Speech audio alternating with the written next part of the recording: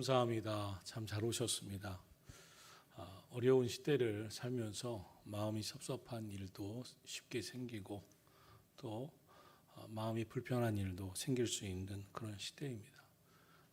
그러나 우리가 불편한 마음도 생기고 섭섭한 마음들이 생긴다고 그것을 그대로 받아들이면 우리의 인생은 더더욱 고통스럽습니다. 괴롭습니다.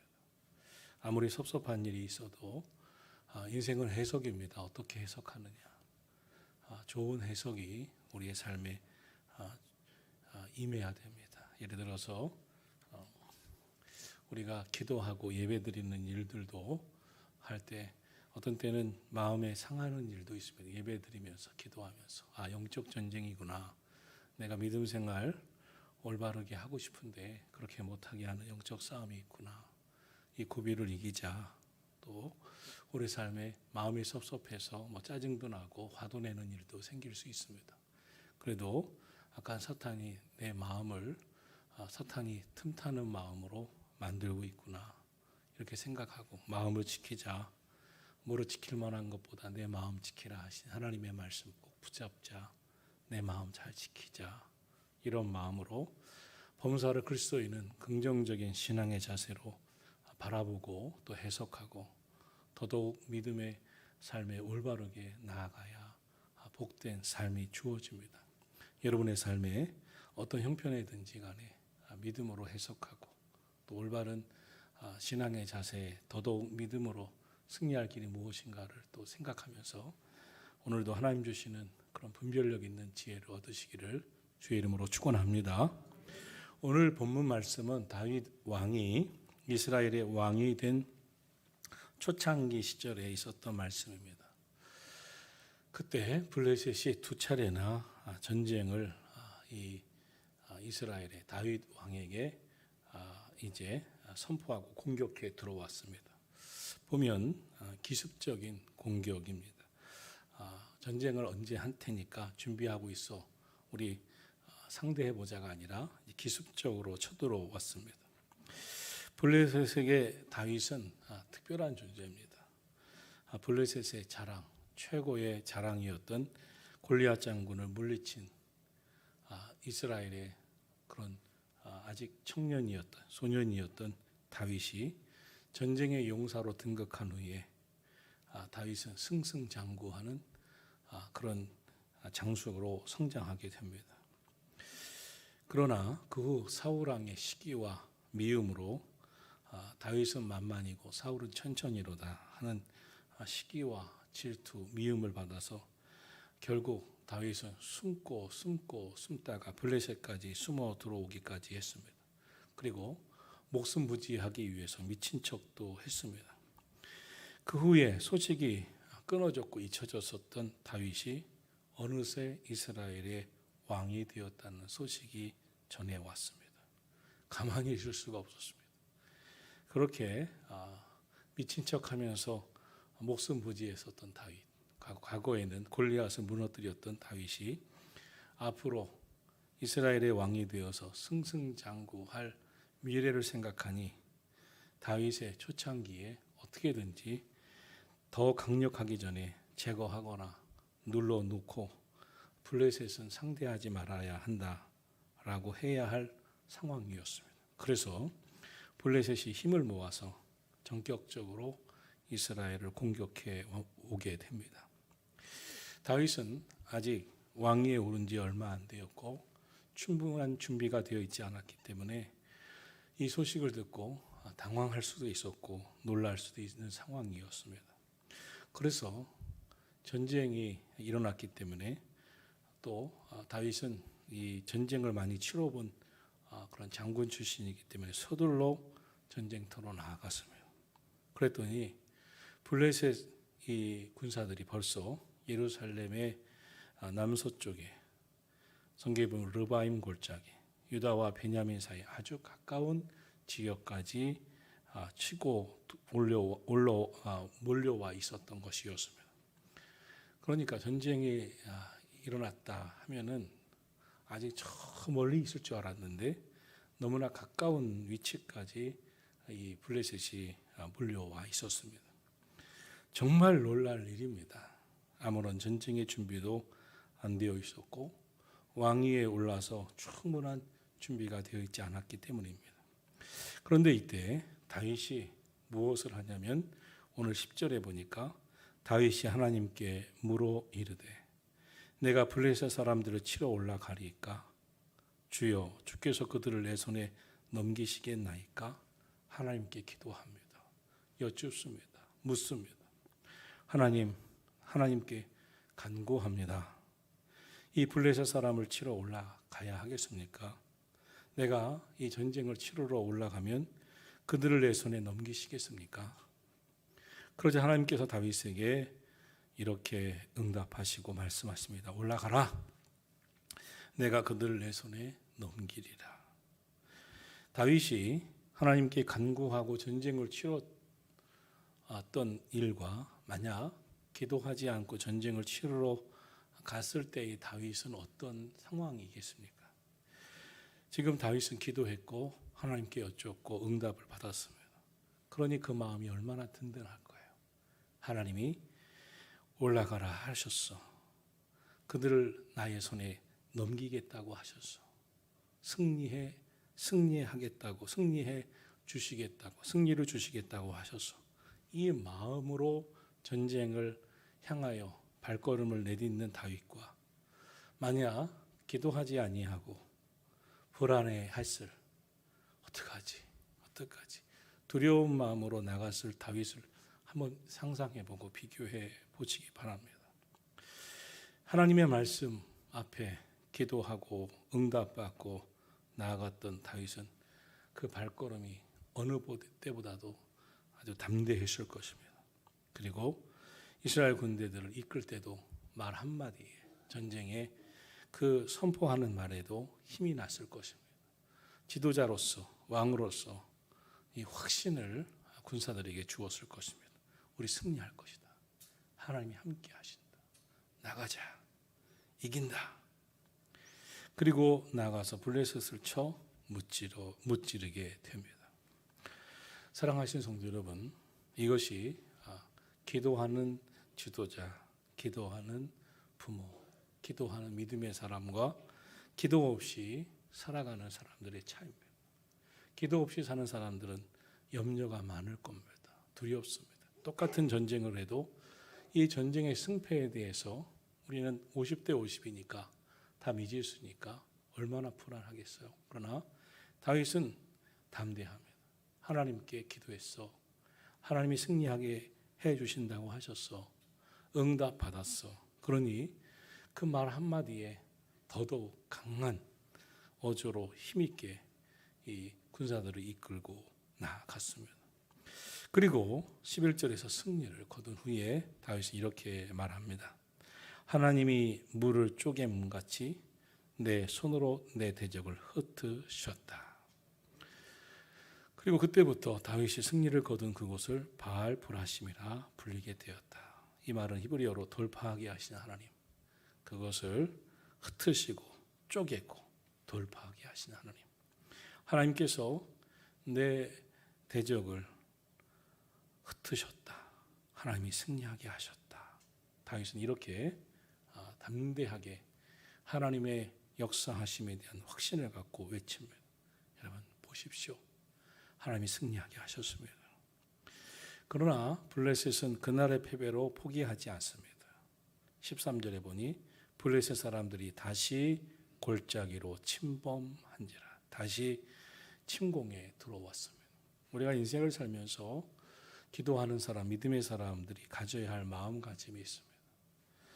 항상 그리스도인들은, 기도하는 사람은 이젠 됐다, 이젠 무슨 일도 없을 거야, 그런 건 없습니다. 악한 사탄은 우는 사자와 같이 삼킬 자를 찾습니다.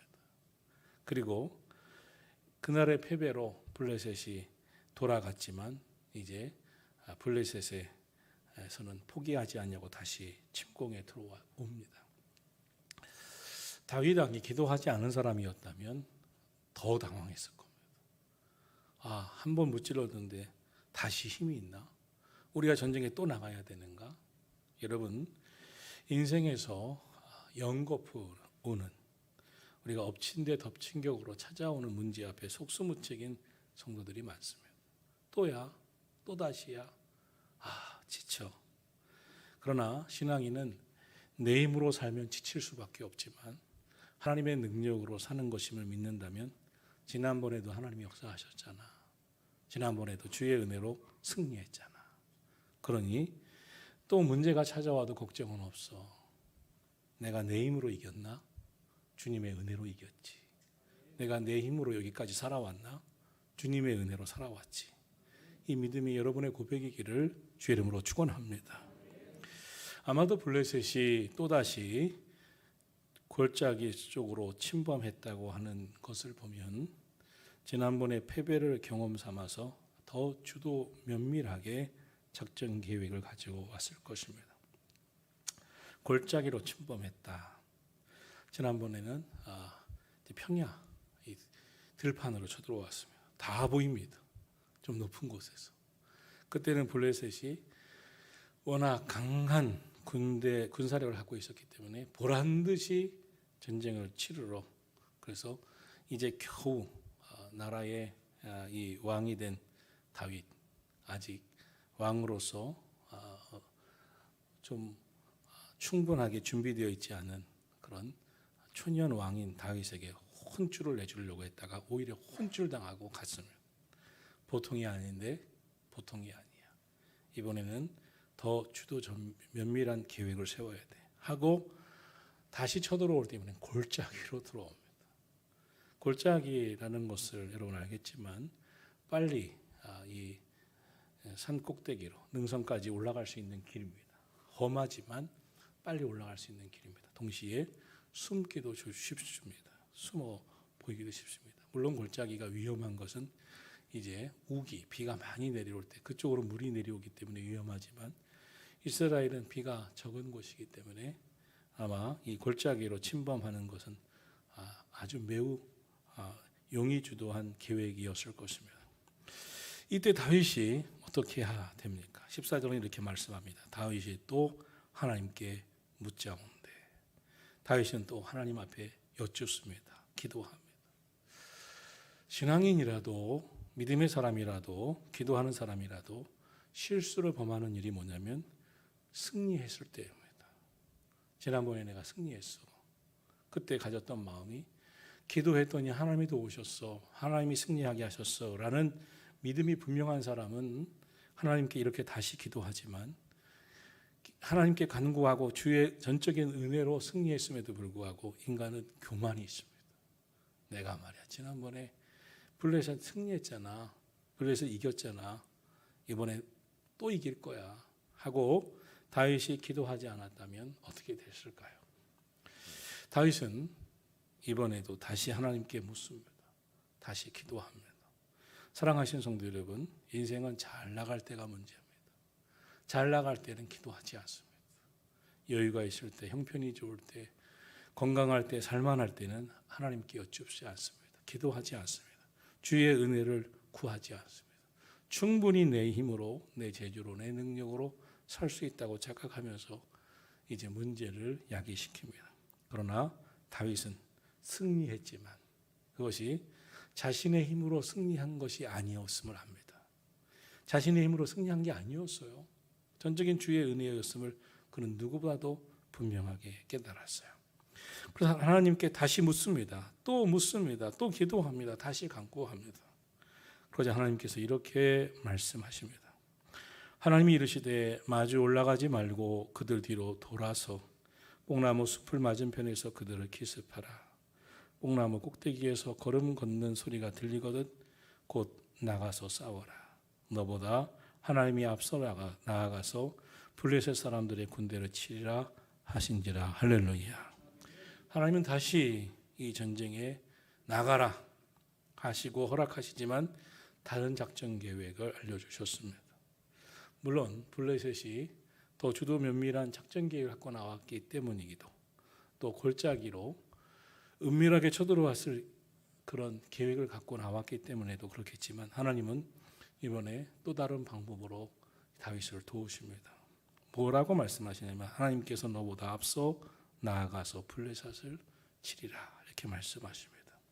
하나님이 앞서서 이번에 너와 앞서서 하나님이 블레셋을 치시겠다. 그래서 하나님이 역사하심, 하나님의 손으로 치시겠다고 하시는 것은 블레셋이 다윗을, 내 백성 다윗, 나의 종 다윗을 더 이상 괴롭히지 못하게 하나님이 하시겠다.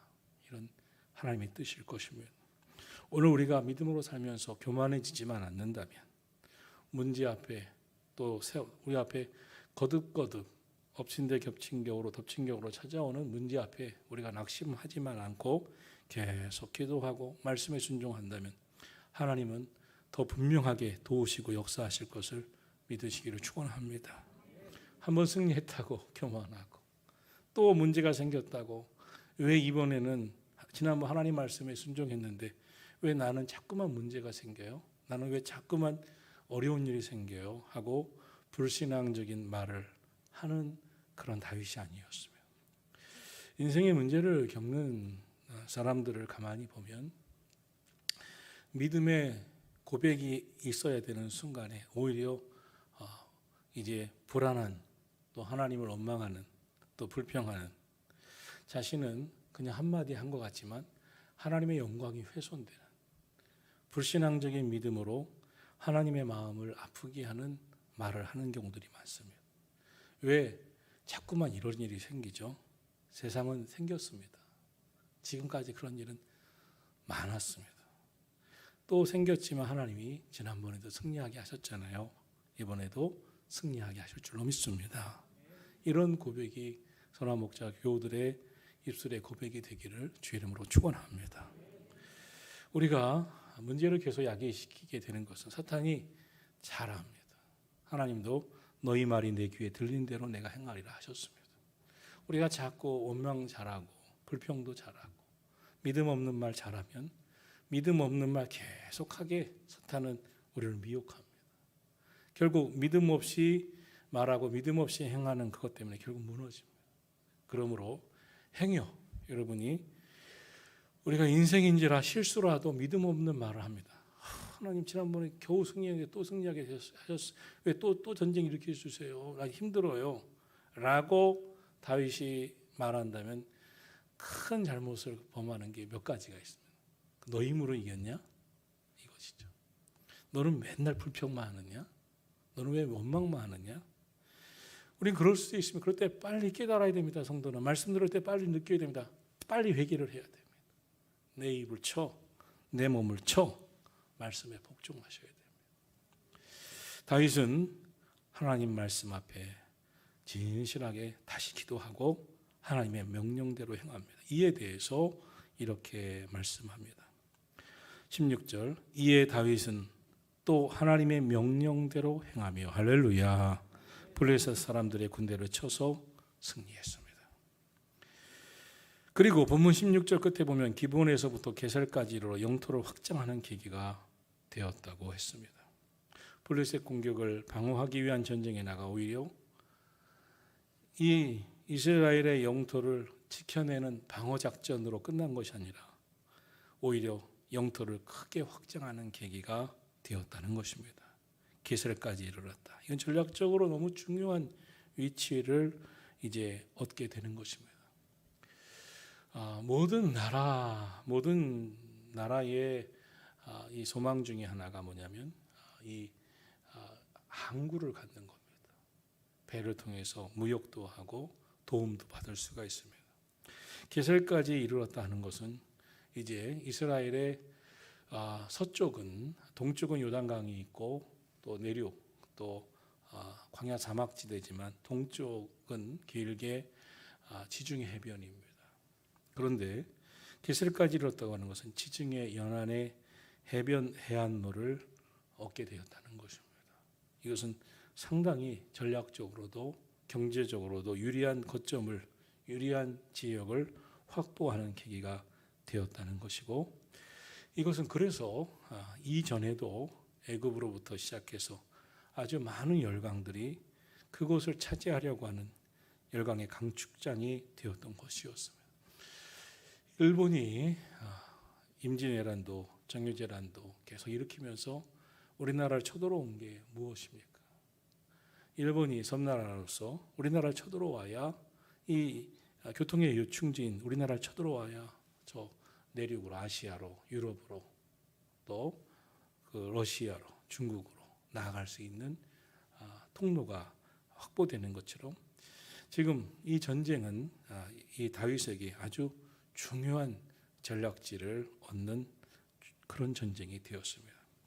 그런데 이 역대기에서는 그것으로 찬양하고 다윗의 이야기를 하지 아니하고 본문 16절, 17절에서 이렇게 이야기합니다. 이 일로 인해서 다윗의 명성이 온 세상에 퍼졌고 모든 이방 민족이 그를 두려워하게 되었다. 할렐루야. 이 전쟁에서 승리하는 다윗에 대해 역대기서는 이렇게 강조합니다. 이 일은 하나님 말씀 앞에 하나님의 명령 앞에 순종한 전쟁이었고 두 번이나 하나님께 묻고 기도하고 여쭙고 간구하고 하나님의 말씀에 순종한 전쟁으로 인해서 큰 승리를 거뒀고 그것은 다윗의 명성을 온 세상에 퍼져나가게 했고 이후로 다윗을 향하여 이방 민족이 쉽게 전쟁을 그 중요한 요충지를 얻으려고 전쟁을 치러 오는 일을 하지 못하도록 다윗에 대해 두려운 마음을 갖게 하는 전쟁이 되었다라고 말하고 있습니다. 우리가 이 다윗의 이 왕위에 오른 초창기에 전쟁했던 이 두 승전의 이야기 속에서 놓치지 말아야 할 것이 있습니다. 다윗이 블레셋이 기습적으로 침공했을 때 그 위급한 상황에 무엇을 했느냐 하는 것입니다. 하나님께 간구했습니다. 여쭙습니다. 기도했습니다. 그리고 하나님의 말씀대로 명령대로 행했다는 것입니다. 내가 블레셋 사람들을 치러 올라가리까 하나님께서 그들을 내 손에 넘기시겠나이까 그 하나님께 계속해서 묻습니다. 흔히 실패를 당하고 공경에 처하고 나서야 하나님을 찾기 쉽습니다. 다윗은 그러나 먼저 하나님 앞에 뜻을 구하고 간구했다는 것에 여러분 주목해야 하겠습니다. 복음성가 우리가 얼마 전에 인생 찬양에도 나오던데요. 하나님 사랑의 눈으로 너를 어느 때나 바라보시고 하나님 인자한 귀로서 언제나 너에게 기울이시니 어두움에 밝은 빛을 비춰주시고 너의 작은 신음에도 응답하시니 너는 어느 곳에 있든지 주를 향하고 주만 바라볼지라. 할렐루야. 하나님은 너의 작은 신음에도 응답하시다. 하나님은 인자한 귀로 언제나 너의 기도에 귀를 기울이신다. 그 찬양의 가사처럼 여러분 다윗이 행했었던 위급한 문제, 인생의 문제 앞에 간구하고 기도하는 성도들이 되기를 주의 이름으로 축원합니다. 구하라 그러면 너에게 주실 것이다. 너는 내게 부르짖으라 그러면 내가 내게 응답하리라. 하나님은 택한 자들의 간구, 기도를 하나님께 묻는 것을 기뻐하시고 귀 기울여 주십니다. 하나님은 얼마나 우리의 간구에 귀를 기울이고 계시는지 우리의 작은 신음에도 응답하신다고 했습니다. 요한복음 16장 23절에서 예수님이 이렇게 말씀하십니다. 그날에 너희가 아무것도 내게 묻지 아니하리라. 내가 진실로 진실로 너희에게 이르노니 너희가 무엇이든지 아버지께 구하는 것을 내 이름으로 주시리라. 지금까지는 너희가 내 이름으로 아무것도 구하지 아니하였으나 이제부터는 구하라. 그리하면 받으리니 그러면 너희 기쁨이 충만하리라. 할렐루야. 예수님 시대, 예수님이 오셨을 때 이스라엘 백성들의 특징은 기도가 없었습니다. 예수님이 십자가에서 죽으시면서 성전의 지성소와 성소 사이의 휘장을 위로부터 아래로 가르시고 우리에게 하나님께 나아갈 길을, 담대히 나아갈 길을 열어놓으셨습니다. 그리고 말씀하십니다. 지금까지는 너희가 내 이름으로 아무것도 구하지 아니하였으나 이제부터는 구하라. 그리하면 받으리라. 그러면 너희 기쁨이 충만하리라. 할렐루야. 우리 시대의 최대의 위기가 무엇이라고 생각하십니까? 하나님께 묻지 않는 겁니다. 성도의 기도가 너무나 줄어들었습니다. 한국교회 새벽 기도와 함께 부흥했고 철야 기도와 함께 폭발적으로 성장했습니다. 이 60년대, 70년대 새벽 기도, 80년대 철야 기도가 한국교회를 살렸습니다. 부흥케 왔습니다. 그러나 이제 한국교회가 이전 세대와 다르게 위기가 찾아왔는데 그 위기 중에 그 위기를 촉발하게 된 것이 무엇이라고 여러분 원인을 찾아볼 수 있겠어요? 코로나 시대? 아닙니다. 코로나 시대의 문제 아닙니다. 이 시대 백성들, 우리나라 국민들의 부요한 삶 아닙니다. 도무지 기도하지 않는 것입니다. 하나님께 여쭙지 않습니다. 사실 우리가 부모로서 자녀에게 섭섭한 것이 있다면 무엇일까요? 자녀가 마치 자기가 다 아는 것처럼 부모가 분명히 살아있어도 묻지 않고 자기 마음대로 하는 겁니다. 아버지, 어머니 어떻게 할까요? 어떻게 하는 게 더 좋을까요? 이렇게 하는 게 맞나요? 라고 물어만 줘도 너무나 고맙습니다. 자녀가 묻지 않습니다. 그런데 이 시대의 성도들이 그렇지 않습니까? 다윗과 얼마나 달라요. 다윗은 문제를 만날 때마다 간구와 하나님께 묻고 기도했는데 이 시대의 교인들은 어떤가요? 여러분, 우리 속장님들 계신데 우리 속장님들, 우리 속회원들이 속장님 저희 기도 제목이 이거예요. 기도해 주세요. 얼마나 이쁩니까? 고맙습니까? 물론 그 성도를 위해서 기도할 기도의 사명을 가지게 되니까 기도해야 되는 힘도 들지만 사실 나를 믿고 기도해 달라고 부탁하는 게 얼마나 고마워요. 기도해 달라고 하는 것은 부탁하는 것은 신뢰 아닙니까? 믿음 아닙니까? 성도가 하나님 앞에 묻고 기도하는 것은 하나님에 대한 믿음입니다. 하나님을 온전히 신뢰하는 거예요. 다윗은 문제를 만날 때마다 마음대로 하지 않습니다. 하나님께 묻습니다. 기도합니다. 이것은 다윗의 믿음이 컸다는 것입니다. 다윗의 신앙입니다. 하나님을 신뢰하는 신앙이었습니다. 그러나 이 시대 많은 한국교회 교인들이 되어가고 있는 모습 속에는 자기가 하나님도 되고 자기가 인생의 문제 해결자도 될 것이라고 자처해 가고 있습니다. 인간의 지성과 능력이 극대화되어 가고 있습니다. 그러니 하나님께 묻지도 않고 살아갑니다. 요즘 새벽 기도회 때 우리가 보고 있는 말씀은 사사기입니다. 사사 시대의 문제점은 항상 고통을 당하고 나서야, 어려움이 생기고 나서야 주변 나라에게 이제 모든 곡식을 빼앗기고 고통스러운 삶이 때로는 20년, 때로는 7년, 때로는 14년이 생기고 나서야 핍박을 당하고 실패하고 공경에 처하고 나서야 하나님을 찾고 기도하고 회개하는 것이었습니다. 태평성대 한 20년, 40년이 지나면 이제 그들은 하나님께 범죄했습니다. 그러면 하나님이 그들을 더 이상 보호하지 않으시니 그들은 어려움이 찾아오고 실패하게 되고 공경에 처했습니다. 마치 오늘 우리나라를 보게 됩니다. 한국 사회가 일제시대 6.25 이후에 너무나 보릿고개를 넘기면서 60년대, 70년대 얼마나 어려웠어요. 50년대 외국의 원주 없이는 살 수 없었던 시대. 그런데 그때 늘 충만했던 곳이 있습니다. 교회의 새벽기도, 교회의 철야기도 장소입니다. 그때 먹을 것도 없었지만 성도들은 기도했어요. 삼각산의 기도 소리는, 기도원마다 기도 소리는 대단했습니다.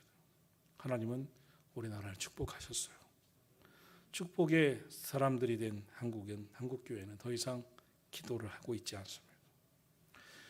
사사시대의 고통스러운 시대를 겪었던 시대를 생각하게 합니다. 우리가 다시 기억할 것은 하나님께서 기도하고 나아가야 하는 이 시대에 하나님을 찾는 기도하는 성도들인 줄로 믿습니다.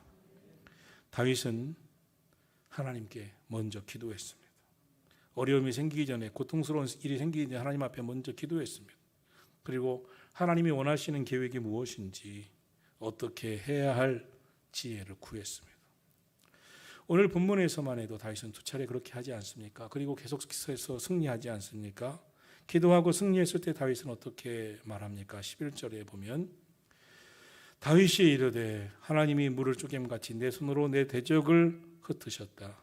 하나님이 내 손으로 내 대적을 흩으시도록 하나님이 함께 하셨다는 고백 아닙니까? 다윗은 승리를 하나님의 은혜로 돌립니다. 다윗이 하나님이 물을 쪼개같이 내 손으로 내 대적을 드셨습니다. 그래서 나는 바알 보라심이라고 하셨습니다. 하나님이 승리하게 하셨다는 것이죠. 여러분, 오늘 저와 여러분도 기도하며 사시고 때마다 시마다 주의 은혜를 찬양하고 감사하며 살아가기를 주의 이름으로 축원합니다. 하나님이 도우셔서 역사하셨어요. 하나님이 함께 하셨어요. 이것은 믿음의 사람의 고백입니다. 모든 것이 하나님의 은혜였어요. 역대기서는 이 말씀이 사무엘서나 열왕기서에도 나옵니다. 그런데 이 다윗 왕의 초창기 두 전쟁의 이야기를 사무엘서 열왕기서도 기록하고 있지만 거기에는 없는 말씀이 17절에 나와 있습니다. 다윗의 명성이 온 세상에 퍼졌고 여호와께서 모든 민족으로 하여금 그를 두려워하게 하였더라. 이것은 하나님이 하신 일이고 동시에 다윗이 하나님 앞에 기도하고 말씀의 명령에 순종하고 나갈 때 하나님이 그의 손을 들어서 승리하게 하셨다. 이런 말씀을 덧붙이고 있는 겁니다. 즉, 이 열왕기에서나 이 사무엘서는 이 전쟁의 역사를 똑같이 기록합니다. 그러나 17절은 역대기서의 특별함입니다. 여호와께서 모든 민족으로 그를 두려워하게 하셨다. 하나님이 다윗의 손을 들어주셨고 승리하게 하셨다는 것입니다. 다윗이 왜 이렇게 하나님의 은혜를 받았을까요? 기도했어요. 간구했어요. 물었어요. 그리고 주신 말씀의 명령대로 행했어요. 이 사실을 주목하자고 이 역대기의 기자는 우리에게 전하고 있는 그 역대기 신학의 중요한 강조점입니다. 이것을 우리에게 전하고 있는 것입니다. 역대기서에서 우리에게 말씀하는 것은 이렇게 하나님 앞에 예배하자, 기도하자, 하나님 앞에 기도할 때 주신 말씀, 명령, 하나님의 말씀에 순종하자. 그러면 다윗의 삶에 승리하게 하시고 축복해 주셨던 하나님은 오늘 이 시대에도, 이 어려움의 시대에도 다윗처럼 그 신앙을 가지고 살면, 기도하고 살면 하나님이 축복해 주실 것이고, 순종하고 살면 결국 다윗의 손을 들어주셨듯이 우리를 다시 승리하게 하실 것이다. 이 말씀을 역대기가 강조하고 있는 것입니다. 사랑하시는 성도 여러분, 우리 그러기를 주의 이름으로 축원합니다. 다윗을 통하여 보여주고자 하는 말씀이 그것입니다. 성경을 읽고 있는 오고 오는 모든 성도에게, 그리고 특별히 지금 역대기는 시작과 함께 이런 말씀을 드렸습니다. 이스라엘 백성들이 사무엘서나 열왕기서처럼 그 시대에 기록되었기보다는 역대기서는 바벨론 포로에서 70년을 돌아온 후에 다시 기록된 성경이라고 말씀을 했어요. 자, 상기하자는 거예요. 왜 우리가 포로 시대의 그 고통, 바벨론에게 짓밟히고 포로 생활을 했겠냐? 다시 한번 돌아보자는 거예요. 그리고 우리가 다시 지금 일깨워주는 거예요. 지금 해야 될 것이 무엇이냐? 그러면서 우리가 지지난주에 봤었던 역대상 10장 13절에 보면 이렇게 말합니다. 14절에도 사울이 죽은 것은 여호와께 범죄하였기 때문이다. 그런데 사울왕의 범죄를 무엇라고 말씀하고 있냐면 사울왕이 여호와의 말씀을 지키지 아니하고 또 신접한 자에게 가르치기를 정하고 여호와께 묻지 아니하였으므로 라고 말씀하고 있습니다. 사울왕은 하나님 앞에 범죄했다. 첫째, 하나님께 묻지 않았다. 기도하지 않았다는 거예요. 그리고 하나님의 말씀을 지키지 않았다는 거예요. 오히려 신접한 무당에게 가르치기를 청했다는 거예요. 도움을 청했다는 거예요. 다윗의 성공과 다윗의 승리와 사울왕의 실패를 이 역대기서에서 우리에게 말씀하고 있는 것은 사울왕을 하나님께서 왜 버리셨냐? 더 이상 기대할 수 없는 자로 하나님이 생각하셨느냐? 그 원인이 뭐냐? 사울왕은 하나님께 묻고 여쭙고 간구하고 기도해야 할 시간에 하나님이 택하신 그가 신접한 여인을 찾아가, 즉 세상 다른 곳에서 그의 마음 위로받으려 하고 세상에 나가서 그의 불안한 마음을 해결할 방법을 찾았던 그에게 하나님은 더 이상 사울왕에게 기대하지 아니하기로 작정하십니다. 그리고 사울을 버리십니다. 하나님 앞에 묻고 기도하고 살아가야 하나님의 백성이 하나님께 더 이상 묻지 아니하고 세상에 나가 위로를 받습니다. 신접한 자에게 그의 불안한 마음에 격려를 받고 싶어 합니다.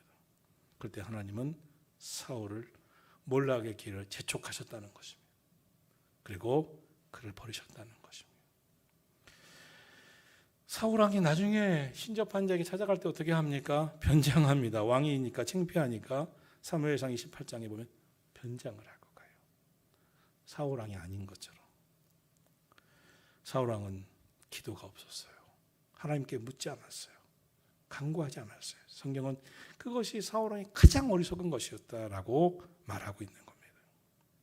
사랑하시는 성도 여러분, 성경은 그래서 역대상 10장 13절과 14절에서 사울이 죽은 것은 여호와께 범죄하였기 때문이고 신접한 자에게 가르치기를 청했기 때문이고 여호와께 묻지 아니하였기 때문이었다.